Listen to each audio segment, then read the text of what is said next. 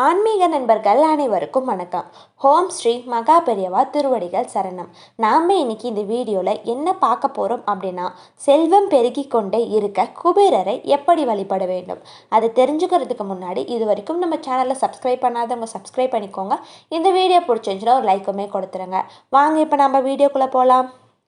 செல்வம் பல மடங்காக பெருகவும் நமக்கு தேவையான செல்வத்தை சம்பாதிக்கவும் நாம் சேமித்து வச்சிருக்கிற செல்வத்தை பாதுகாக்கவும் எப்போதும் நம்ம வீட்டில் செல்வம் நிறைந்திருக்கவும் நம்ம வீட்டில் எப்பொழுதும் செல்வத்தை ஈர்க்கிற சக்தி கிடைக்கிறதுக்கும் நாம் முழு மனதோடு செய்ய வேண்டிய ஒரு விசேஷ பூஜை இருக்குது. செல்வ வளத்தை பெருக்கிறதுக்கு குபேரருக்கு விரதம் இருக்கிறது வழக்கம். அந்த விரதத்தின் போது லக்ஷ்மி தேவியை வணங்குறதும் ஐதீகம். இவ்வாறு வழிபாடு செய்யறதுனால முழு பலனும் பெற முடியும். பணக்கார கடவுள் அப்படின்னு போற்றப்படும் திருப்பதி ஏழுமலையானுக்கே கடன் கொடுத்தவர் அப்படிங்கிறதுனால செல்வம் பெருக வேண்டும் அப்படிங்கிறதுனால குபேரரை வழிபடுறது சிறப்பானது. ஆனால் குபேரரை எவ்வாறு வழிபட்டா வற்றாத நீர் போல செல்வம் பெருகி கொண்டே இருக்கும் அப்படின்னு தெரிஞ்சுக்கலாம். மகாலட்சுமியின் அருளால் வீட்டில் பண கஷ்டம் அப்படிங்கிறது எப்போதுமே இருக்காது அப்படின்னு தெரிந்து கொள்ளலாம். செல்வ செழிப்பான கடவுள் குபேரர். அவர் மற்ற கடவுள்களின் செல்வத்தை எல்லாத்தையும் பாதுகாத்து இரட்டிப்பாக பெருக்கி கொடுக்கிறவர். குபேரர் கடவுளாக மட்டும் இல்லாமல் செல்வத்தை குறையாமல் பெருக்கி கொண்டு இருக்காரு. குபேரர் வழிபாடு செல்வத்தை பெருக்கும் அப்படிங்கிறது மக்களின் நம்பிக்கை. மேலும் குபேர எந்திரம், குபேர யாகம் போன்றவற்றை செல்வத்தை பெருக்கிறதுக்கு நம்மளோட முன்னோர்கள் செஞ்சுட்டு வந்தாங்க. புத்த மதத்தில் குபேரர் உண்டு. அங்கு இவரை வைஷ்ரவணா அப்படின்னு வழிபடுறாங்க. குபேர வழிபாடு கோடி செல்வத்தை கொடுக்கும் அப்படின்னு சொல்லப்படுது.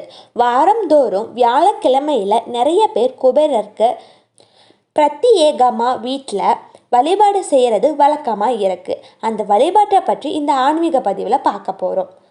குபேரின் தகப்பனார் ஒரு ரிஷி, தாயாரோ அசுர குலத்தை சேர்ந்தவங்க. குபேரர் ராவணனுக்கு சகோதரர் முறை. அந்த சகோதரனாலேயே இவர் நகரம் கைப்பற்றப்பட்டு லக்ஷ்மியின் அருளால் தனி நகரத்தை ஏற்படுத்தி கொண்டார். குபேரர் சிவனின் தோழர் அப்படின்னு சொல்லப்படுறாரு.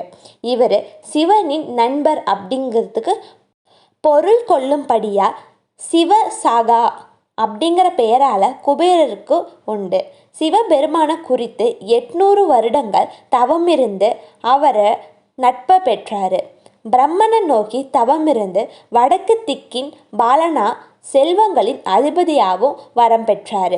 குபேரரை ஒருவர் மனமுருகி பிரார்த்தனை செஞ்சாங்க அப்படின்னா அவங்களுக்கு செல்வம் வந்து சேரும். அந்த பக்தருக்கு திடீர் செல்வமாக சேர்ந்து கொண்டே இருக்கும் அப்படின்னு சொல்லப்படுது. வியாழக்கிழமை அன்னைக்கு அதிகாலையில் எழுந்து நீராடிட்டு வாசலில் பச்சரிசி மாவில் கோலம் போட்டுட்டு நிலை வாசலில் சந்தனம், மஞ்சள், குங்குமம் வைக்கணும். அதுக்கப்புறம் பூஜை அறையில் குபேரர் படத்துக்கு விளக்கு ஏற்றி வழிபடணும். குபேர பூஜையின் போது மகாலட்சுமி தாயாருக்கு பிடித்த நெல்லிக்கனி அப்படி இல்லைன்னா குபேரருக்கு பிடித்த அவலை வச்சு வழிபடலாம். அதுக்கப்புறம் குபேர மந்திரம் அல்லது குபேராய நமக, தனபதியே நமக அப்படின்னு 108 முறை சொல்லி தாமரை இதழ்கள் அப்படின்னா ஏதாச்சும் ஒரு பூக்களில் பூஜிக்கணும். தாமரை மலர் லக்ஷ்மி மற்றும் குபேரருக்கு உகந்த மலர். வடக்கு திசைக்கு அதிபதியான குபேரரை அனைத்து செல்வங்களையும் அருள்வார். அதனால் வடக்கு நோக்கி நிலைவாசலில் ஒரு விளக்கு ஏற்றி வைக்கணும். குபேரர் வீட்டு வாசலில் வச்சு பூஜித்தோம் அப்படின்னா நமக்கு செல்வத்தையும் பாதுகாப்பார், செழிப்பையும் கொடுப்பாரு. அது மட்டும் இல்லாமல் குடும்பத்தில் அனைத்து விதமான செல்வங்களுக்கும் கிடைக்கும் அப்படிங்கிறது ஐதீகம். குபேரர் மிக சிறந்த சிவபக்தர், அமைதியான குணம் கொண்டவர், எளிமையான ஒருவர். பணக்காரராக வேண்டுமென்றால் சாந்த குணம் தேவை. பொறுமையுடன் குபேரரை நினைச்சு வழிபட்டு வந்தா அளவில்லாத செல்வமும் கல்வி அறிவும் கிடைக்கும். நம்ம எளிய முறையில் குபேரருக்கு விரதம் இருந்து பூஜை செஞ்சு வந்தா நம்மளுடைய தீராத கடன் தொல்லையும் நீங்கிவிடும், செல்வ செழிப்பும் அதிகரிக்கும். பெண்கள் மட்டுமில்ல, ஆண்களும் விரதம் இருந்து குபேர பூஜை செய்யலாம். ஆண்கள் விரதம் இருந்து வழிபட்டா அவங்களுக்கு வணிகத்தில் இருக்கும் கடன் பிரச்சனையிலிருந்து விடுபட்டு செல்வம் பெருகும் அப்படிங்கிறது ஐதீகம். எல்லா பிரச்சனைக்கும் ஒரு தீர்வு இருக்கும். எளிமையான தீர்வுகளையும் பரிகாரங்களையும் தெரிஞ்சுக்க தொடர்ந்து நம்மளோட சேனலை பார்த்துட்டு வாங்க. அனைவருக்கும் நன்றி. ஹரஹர சங்கர ஜெய ஜெய சங்கர. ஹரஹர சங்கர ஜெய ஜெய சங்கர. இன்னொரு பதிவில் சந்திக்கலாம்.